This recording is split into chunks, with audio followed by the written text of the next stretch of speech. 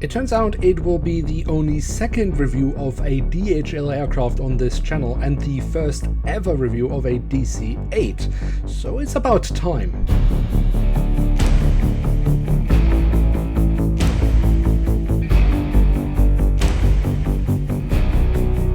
And with that, hello and welcome to a new episode of Review, where we today will take a closer look at a Douglas DC-8-73F of DHL. And at the front of the box we have a lovely image of the aircraft in real life, and underneath that we find the DHL branding. Then on the back side of the box we have the same image once more, and we are provided with the original dimensions of the aircraft as well as some additional information. So that's it for the box. Let's take a closer look inside and at the aircraft model itself. And here she is, the Douglas DC-8-73F of DHL in what is still the current livery of the airline. Now, when I say the standard livery of the airline, of course mean DHL, but the aircraft we see here was in real life actually at the time when this model was created from Herpa Wings in 2008, operated by an airline called A-Star Air Cargo, which operated the aircraft in real life on behalf of DHL. Now, when I first started researching for this aircraft model, I found out that the original airframe started off with Air Canada, and I assumed that it had been converted from passenger into cargo operations. However, I never was able to find any images of the aircraft as a passenger aircraft, so it does seem like it has always been a cargo version of the DC-8.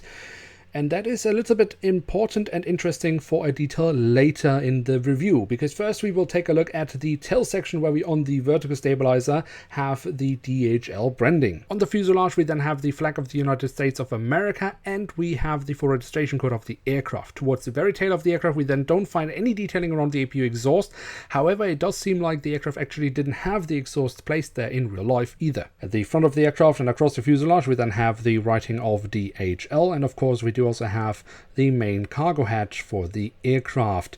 Underneath the cockpit windows we have some writing, and as far as I could decipher, this does say New York Transit, which could indicate something about where the aircraft used to operate. Other than that, the cockpit section offers us the cockpit windows, and notice the red markings around some of the edges of the windows. That's rather nicely replicated from Herpa Wings, because the aircraft in real life also used to have that. But when I think cockpit section of a DC-8, I always think about the rather noticeable air intakes that are placed at the nose of the aircraft, and Herpa has tried to replicate that. However, I don't think they have done so very nicely, because from most angles you wouldn't notice it, and from other angles it just looks like there's a little shadow there, so that could definitely have been pulled off much nicer. Where I think they did a better job is when we look at the engine nacelles. Yes, there of course should be some more prints, some small hatches and stuff like that, but overall I think the engines actually look rather nice, especially the physical detailing of them is really great. And then remember that I talked about whether this aircraft had started its life off as a passenger aircraft or always had been a freighter. Well, when we look at the fuselage just above the wings, we find the emergency exits have been printed on. That is totally correct, because the aircraft in real life did also have them there. But I just found it a bit curious why a full freighter would need to have emergency exits there. But anyway, maybe you know more, then let me know in the comment section below. We move on to the wings, because we should definitely also take a closer look at them, starting off with the top side, where we can see the different flaps, slats and spoilers have been carved out very nicely. And I also like that Herpa has used some different shades, added a little bit of chrome. It looks really nice. The same thing goes for the underside, which I also think looks rather decent. Then we can also quickly look at the landing gear. Overall, I actually rather like it. I think it looks great. However, it's not perfect. Especially the front landing gear, in my opinion, seems very tall. And of course I'm missing some printed details here, which I think Herpa definitely should have added. But of course even today they don't. And then last but not least, I should also show you the remaining doors to the cargo hatches here at the back of the aircraft and here at the front of the aircraft.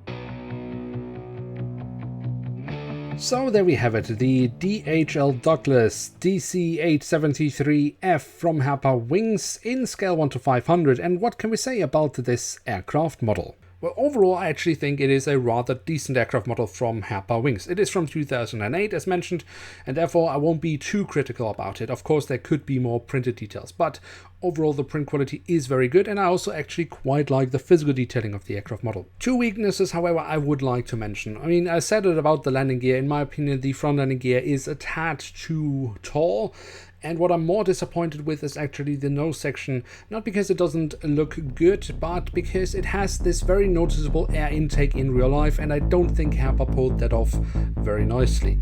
But other than that, I would say it is an excellent aircraft model, and if you like these classic airliners, it's definitely something for one's collection. Now with that, we have reached the end of today's episode. If you should have enjoyed the video, I would be very happy if you left a like, and of course if you are new around here, why not hit subscribe? That would be absolutely awesome. With that, I'd like to say thank you very much for watching. Hope to see you soon again. I'm checking out, and bye.